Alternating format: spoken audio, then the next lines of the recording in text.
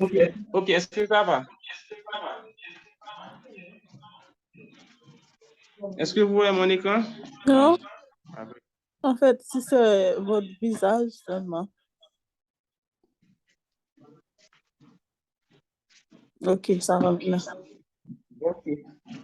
Oui, qu'est-ce qu'on disait? Si on avait considéré les 6 moles de O2, qui en réalité sont de trop, on allait trouver quel degré d'avancement pour O2. Ce degré d'avancement allait donner combien? Vous avez dit quoi?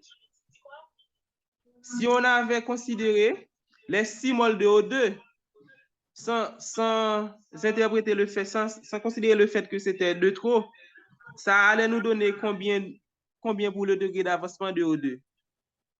6 moles. Oui, 6 moles. Or, il y a une chose qu'il faut savoir. Tous les degrés d'avancement doivent être égaux. Que ce soit pour les réactifs ou bien pour les produits, ça doit donner le même degré d'avancement. Parce que le degré d'avancement n'est pas une question des réactifs ou bien des produits, ça concerne la réaction. C'est la réaction qui a son degré d'avancement. Quelle que soit l'espèce par rapport à laquelle on calcule le degré d'avancement, ça doit nous donner le même résultat. Est-ce que vous êtes là? Non. En fait, on a trouvé combien pour H2? 2,5 moles. 5,5. Et combien pour O2? 6 moles. Eh bien, on aurait dû trouver le même résultat. Ah, ok. Même si on calcule en général pour une réaction, le degré d'avancement pour H2 doit être le même que pour O2, le même que pour H2O. Parce que le degré d'avancement, ça concerne la réaction. On parle du degré d'avancement de la réaction. Peu importe l'espèce par rapport à laquelle on calcule le degré d'avancement, ça doit nous donner le même résultat. Est-ce que vous êtes là?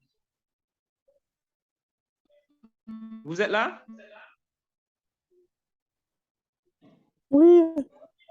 Ok, donc maintenant, une technique pour savoir lequel des réactifs est en excès, eh bien, vous allez calculer les 2 degrés d'avancement. Et le réactif qui donne le plus grand degré d'avancement sera quel réactif d'après vous? Sera le réactif en excès. Très bien. Donc, lorsque vous faites un exercice, pour déterminer le réactif en excès, vous allez calculer les degrés d'avancement des réactifs et le réactif qui vous donne le plus grand nombre et le plus grand degré d'avancement sera le réactif en excès. Même si vous aviez une réaction qui a 3, 4, 5, 6 réactifs, vous pouvez toujours appliquer cette technique-là. Vous calculez le degré d'avancement et vous pouvez conclure. Par exemple, ici, on conclut que O2 est un excès. Est un excès puisque XO2 supérieur à XH2, donc O2 est un excès. Parce qu'en réalité, XO2 devrait être égal à XH2. Ça vous va? OK. Maintenant,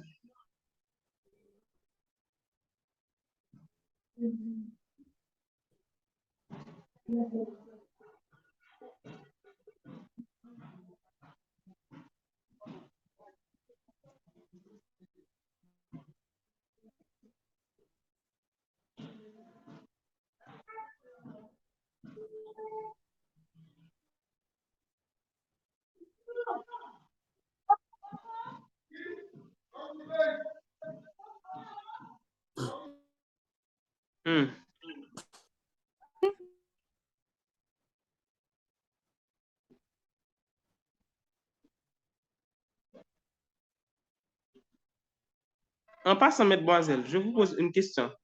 Si je fais réagir à L et O2, ça va me donner quoi comme produit? Parce qu'à chaque fois que je donne un exercice, j'écris moi-même la réaction. C'est parce que j'imagine que vous ne savez pas écrire les produits de réaction. Mais si je vous dis AL plus O2, ça vous donne quoi? Parce que moi-même, quand j'étais en NS1, NS2, NS3, je pouvais faire ces choses-là. On n'avait pas besoin d'écrire le produit pour moi. Ça va donner quoi?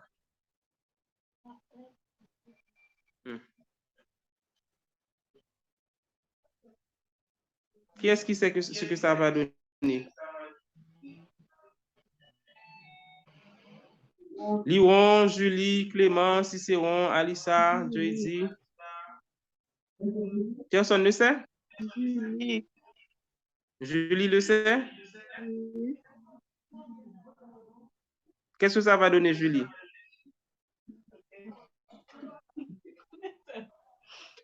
En tout cas, on avance. Oui.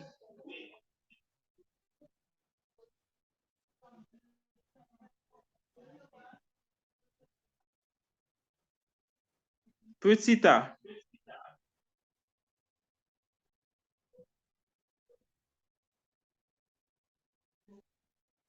Calculer xn2, xh2 et xnh3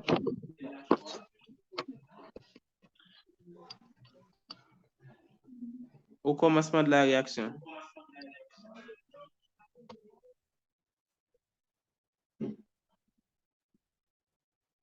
Petit b, même calcul à 25% de la réaction.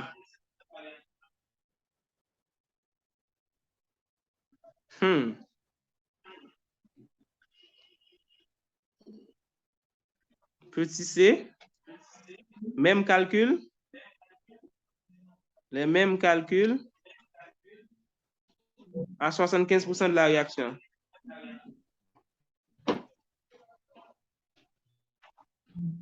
Et petit d,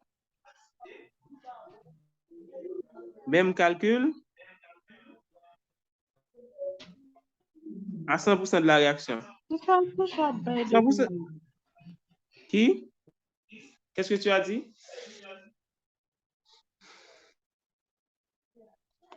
OK, le jeu commence maintenant. Qui peut faire cet exercice-là?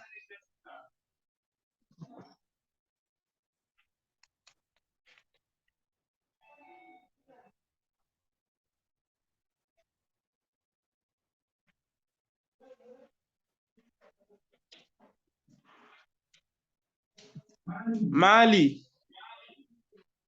Alissa. Julie. Julie. Oui. Julie. Tu peux faire cet exercice? Bon, tu n'as pas encore lu. Pas grave. Oui, qui m'a appelé?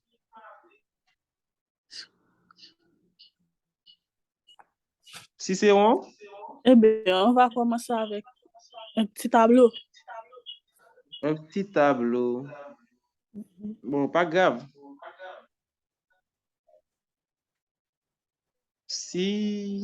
Laisse-moi voir, est-ce que je peux partager un autre? Attendez. OK, je vais essayer de partager deux écrans avec vous.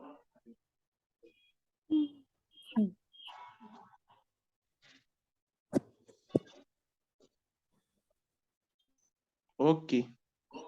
Vous pourrez écrire. OK, je vais sortir ici. Oh.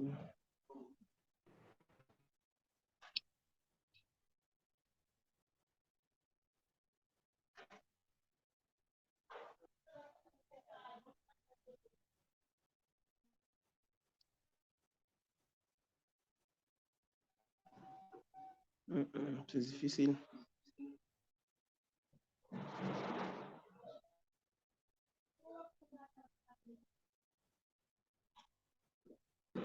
Est-ce que vous voyez l'écran?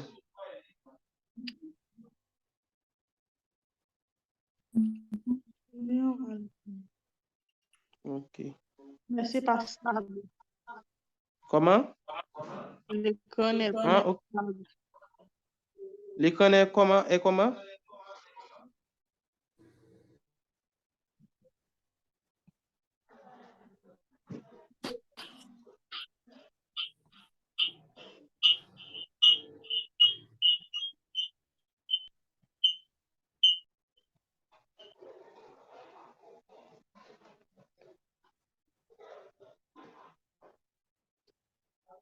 Oui, allons-y.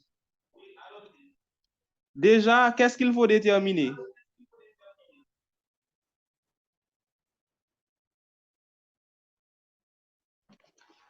Ce qui est en excès. Très bien, le réactif en excès. Comment est-ce qu'on calcule le réactif en excès? Comment est-ce qu'on détermine alors le réactif en excès? On va déterminer ça à l'aide des degrés d'avancement, n'est-ce pas? En fait, il y a ce qu'on appelle le degré d'avancement final. Le degré d'avancement final, c'est le degré d'avancement en fin de réaction. C'est nombre de moles au commencement moins nombre de moles qu'on doit avoir en fin de réaction. Par exemple, pour N2, on avait combien de moles au commencement? Allô? 5 moles. 5. Et à la fin, on doit avoir combien comme c'est un réactif? 0. 0. Divisé par son coefficient qui est combien? Bon, déjà, il fallait équilibrer l'équation, on n'avait pas encore fait. Donc, pour l'équilibrer, on fait quoi? On met les coefficients 2 ici, 3 ici. Donc, le coefficient stoichiométrique de N2, c'est quoi? 1. 1. Donc, son degré d'avancement nous donne 5. 5. Maintenant, on calcule le degré d'avancement pour H2. Le degré d'avancement de H2, ça nous donne 3 moins 0 sur 3, qui donne 1. 1. Donc, quelle est la conclusion? Donc, N2 supérieur à H2, donc oui. N2 est en excès. Yes, très bien. X N2 supérieur à XH2. Donc, N2 est en excès.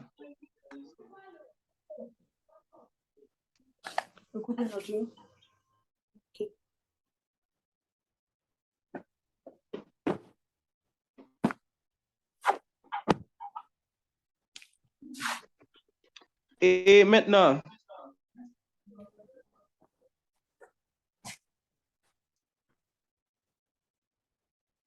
est-ce que vous pouvez me dire à quoi sera égal vraiment X N2 au commencement de la réaction? Logiquement, on l'a trouvé. 5.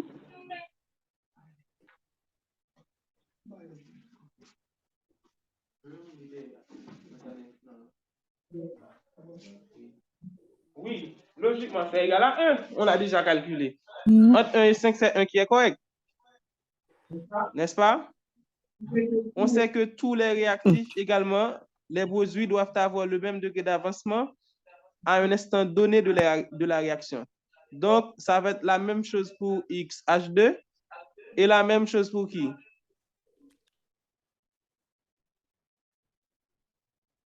C'est le même degré d'avancement pour qui d'autre encore?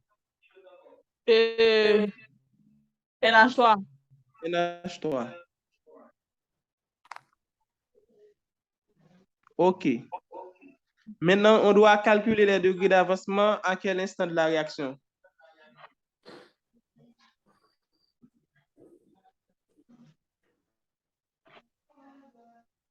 « 25%. 25% de la réaction. Très bien. Maintenant, ça signifie quoi, 25% de la réaction?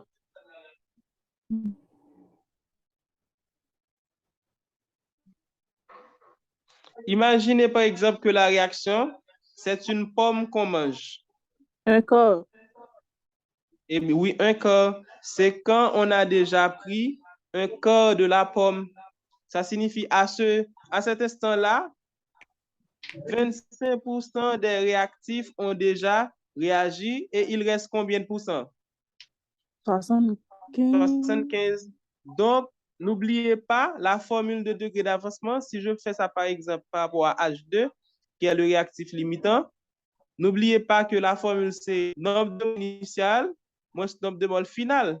Mais ici, quand je dis nombre de mol final, ça ne fait pas référence à la fin de la réaction, mais ça fait référence à l'instant où 25% des réactifs se sont consommés. Donc, ça va nous donner... Initialement, on avait combien pour H2? 3 moles, n'est-ce pas? Vous êtes là? Donc, on va écrire 3 moles moins 25% de 3 moles.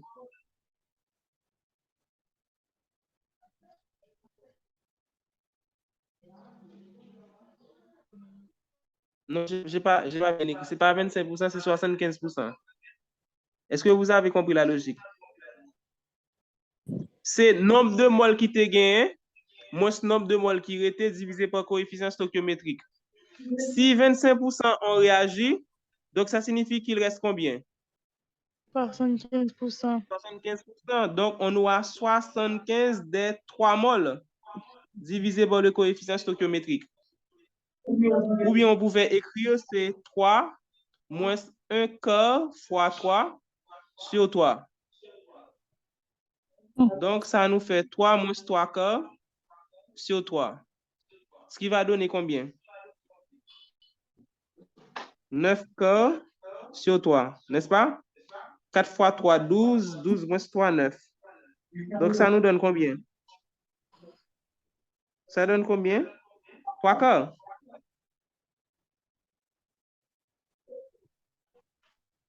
Vous êtes là? Est-ce que vous êtes là? Non. Qu'est-ce que tu n'as pas compris? Les calculs? Oui. Niveau de 5e année fondamentale? Ah. Eh bien. OK, on recommence. La formule, c'est nombre de moles initial moins nombre de moles final, n'est-ce pas? Quantité qu'on avait au commencement moins la quantité qui est restée. Au commencement, on avait 3 moles de H2. À la fin, on va avoir combien? 75% des 3 moles. Pour quelle raison? Comme 25% a réagi, donc ça signifie qu'il reste 75%. Est-ce que vous êtes là? Oui. Donc, j'ai pris 75% multiplié par 3, ça me donne la quantité qui va rester. Pourquoi Si vous voulez, vous pouvez faire ça avec la calculatrice. Ça va vous donner le même résultat.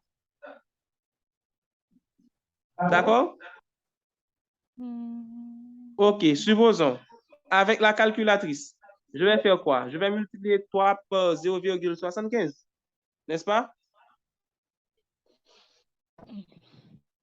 On fait 3. Attends, je fais ça. 3 multiplié par 0,75. Vous êtes là? Vous êtes là? Ça nous donne 2,25. Donc, qu'est-ce qu'on écrit? On écrit 3 moins 2,25 sur 3. Si on fait 3 moins 2,25 sur 3, ça va nous donner quoi? Bon, je fais moins 3, même si ça va changer le signe. Divisé par 3. Oh, ça me donne 0,25. On a mal calculé. Vérifions.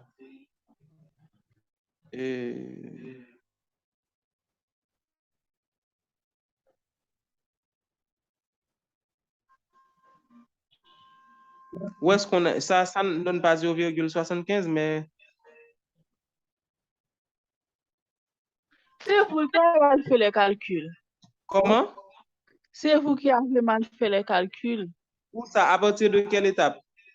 3 Je te moins donne la bleue. 3 quarts. Je te donne la 3 moins 3 quarts. Ça donne combien? J'avais écrit que ça donnait 9 quarts. Ça donne combien en réalité?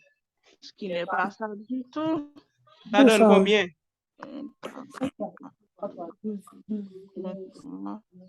Ici? C'est bon, ça. Et pourtant, ça a donné 0,25.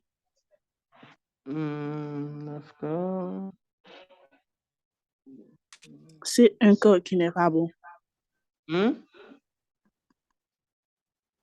Ici, c'est un corps que vous devriez mettre. Ah, ok, je comprends. C'est pas un corps, c'est 3 corps. Merci. Merci beaucoup.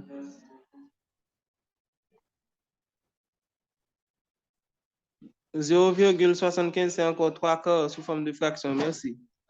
Donc, on écrit 3 moins 3 corps fois 3 sur 3. Donc, au final, ça donne 0,25, étant donné qu'on a déjà le résultat. Donc, XH2 égale 0,25. Et XO2.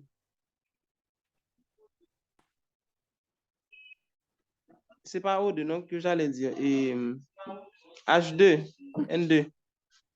Ça va donner combien?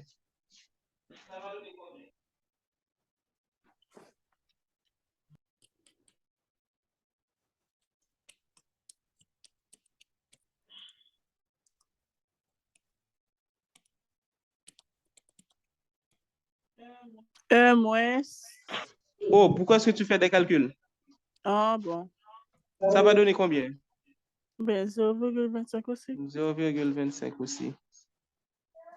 Et pour NH3?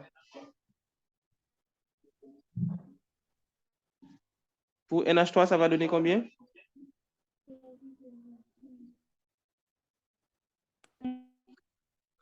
Hmm?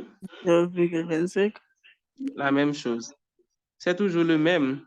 Le degré d'avancement, c'est une caractéristique de la réaction. Et déjà, on n'avait même pas besoin de calculer ça. Parce qu'en réalité, on a donné la réponse dans l'exercice. Quand dans l'exercice, on dit que 25% de la réaction a eu lieu, ça, c'est le degré d'avancement.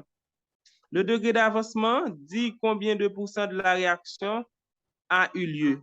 Or, si dans l'exercice, on vous demande de calculer le degré d'avancement à 25% de la réaction, quand vous faites les calculs, il faut trouver 25% ou encore 0,25. Si dans vos calculs, vous ne trouvez pas ce même résultat, ça signifie que ce n'est pas bon.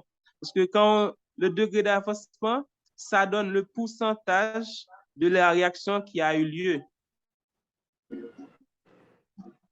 Est-ce que vous êtes là? OK. Maintenant, ce qui va nous intéresser, dans la réaction, on a vu quoi? On a vu par exemple que qui était en excès? Qui était en excès dans la réaction encore? N2. N2. Maintenant, si N2 est en excès, qu'est-ce qui nous intéresse? Qu'est-ce qui nous intéresse comme N2 est en excès? C'est de donner la quantité qui va quoi?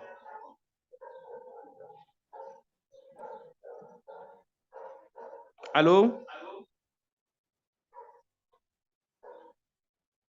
Alissa? Est-ce que vous êtes là? OK, N2 est en excès.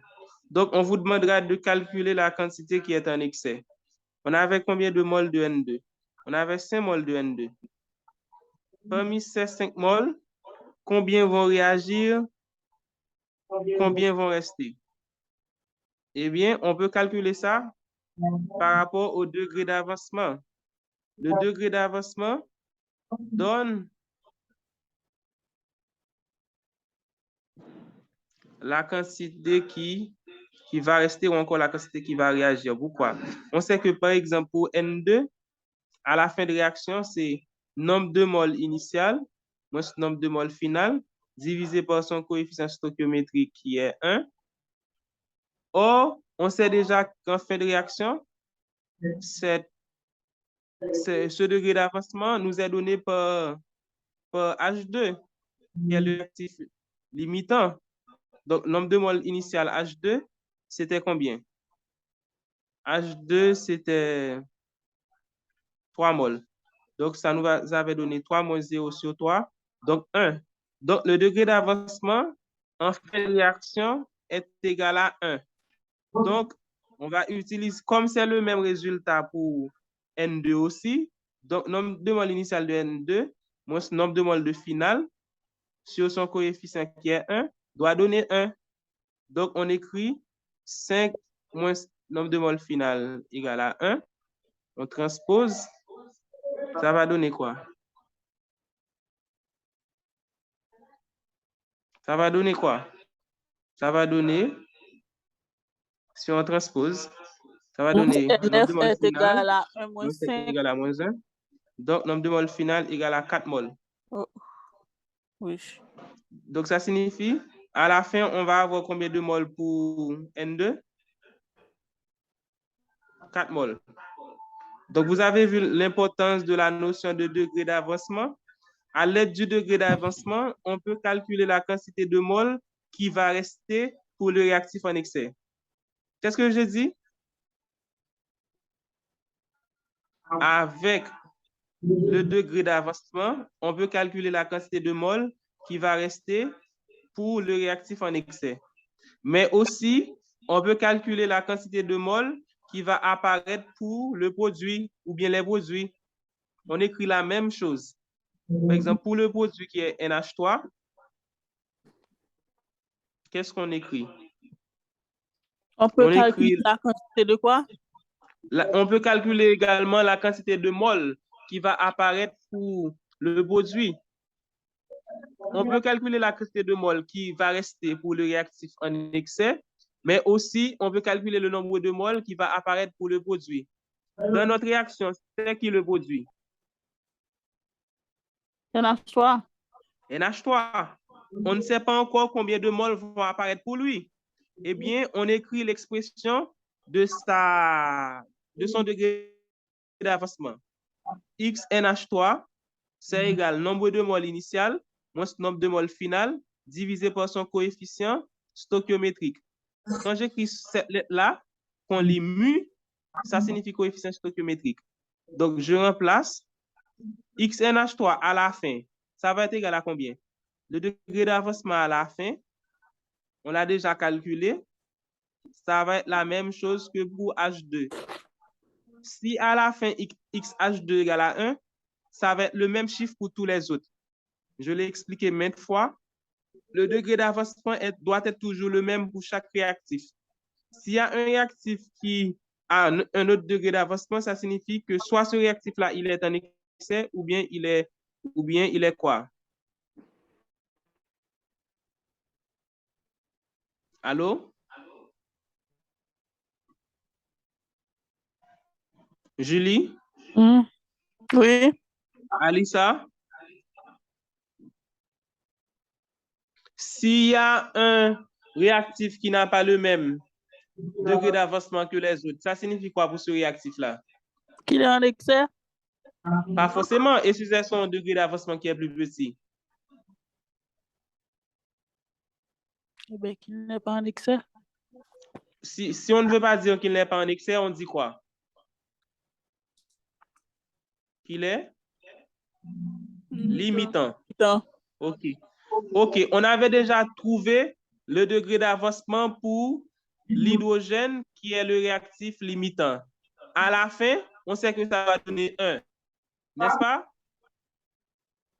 Oui. Eh bien, et pour NH3 à la fin, ça va être égal à combien également? 1. 1. Donc, on remplace nombre de moles initial de NH3, c'est égal à combien?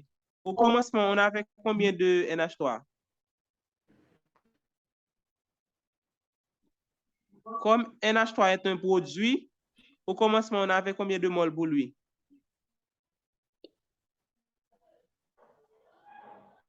Julie, Alissa, Oui. Cicéron, Clément. Au commencement, on avait combien de moles de NH3?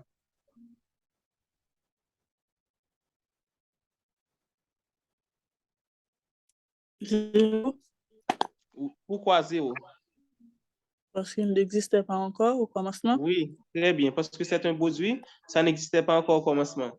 Prochaine fois, je me pose une question à mademoiselle Julie ou à répondre, essayez pas prendre tout le temps ça. Parce que la réponse est évidente. C'est un produit, donc au commencement, c'est égal à 0. Avant de répondre. Comment? Il faut réfléchir avant de répondre. Ok, je comprends, mais ce n'est pas la première fois que je pose cette question-là.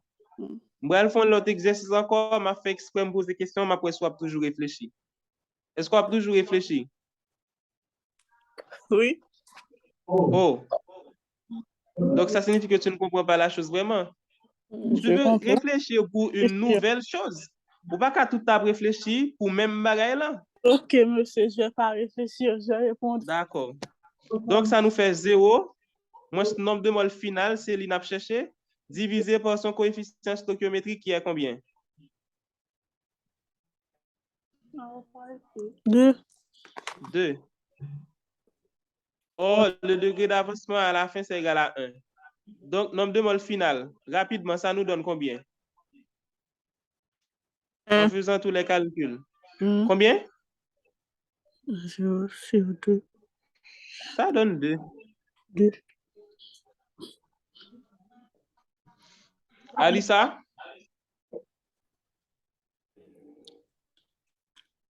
Mademoiselle Alissa?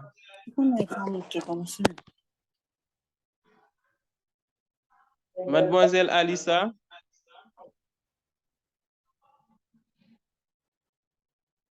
Clément?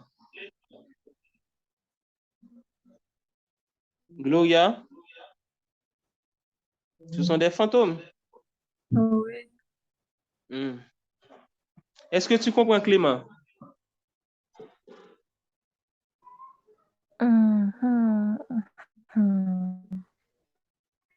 Tu ne comprends pas? Un peu?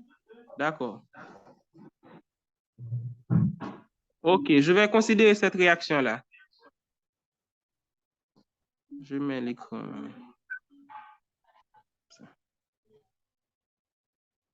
Est-ce que vous connaissez ce composé? Vous le connaissez? C3H8. Est-ce que vous le connaissez? Non.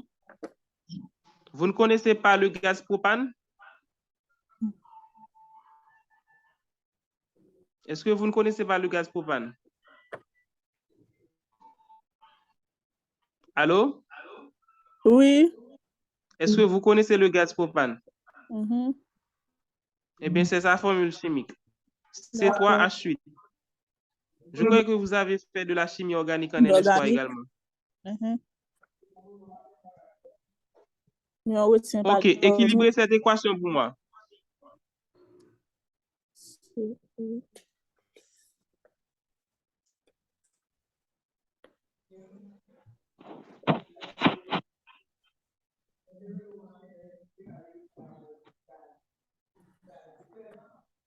Équilibrez cette équation pour moi, por favor.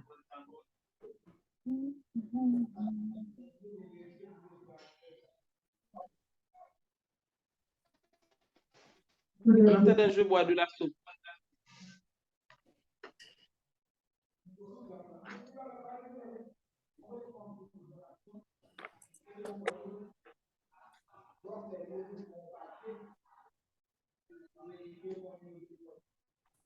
Vous ne buvez pas?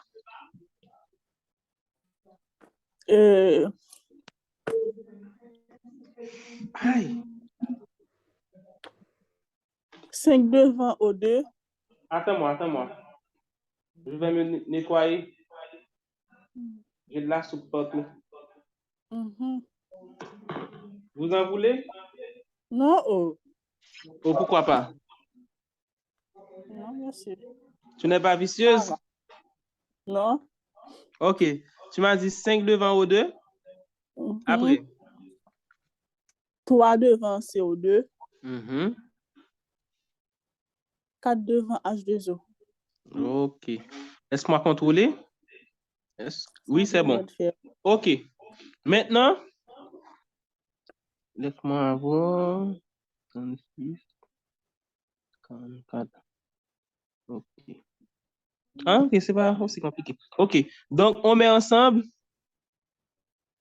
4 moles de C3H8 et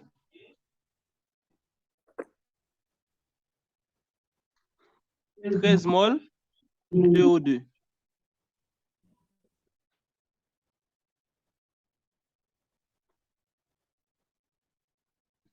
il faut déterminer le réactif en excès à l'aide du degré d'avancement. À l'aide du degré d'avancement. Petit b, il faut calculer nombre de moles excès à la fin et non pas avant et bon nombre de moles de CO2 et nombre de moles de H2O à la fin de la réaction. OK, voici l'exercice.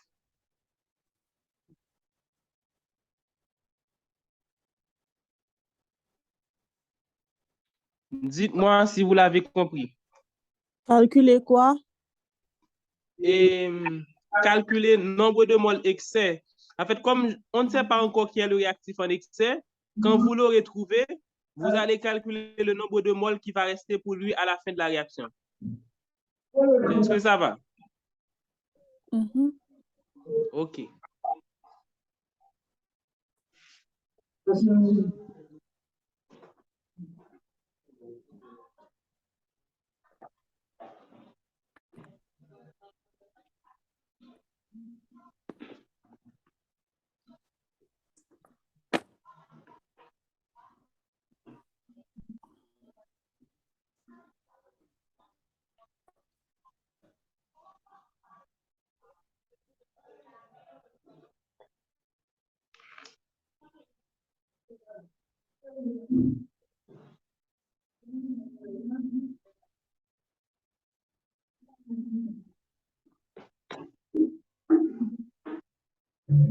Julie, est-ce que tu comprends l'exercice?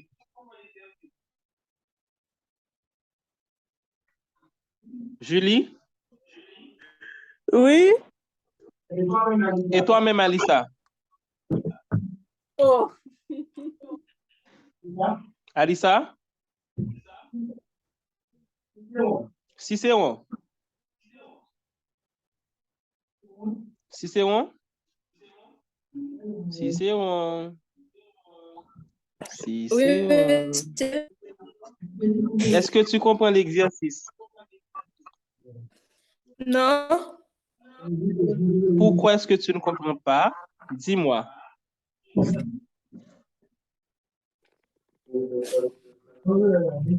Je n'aime pas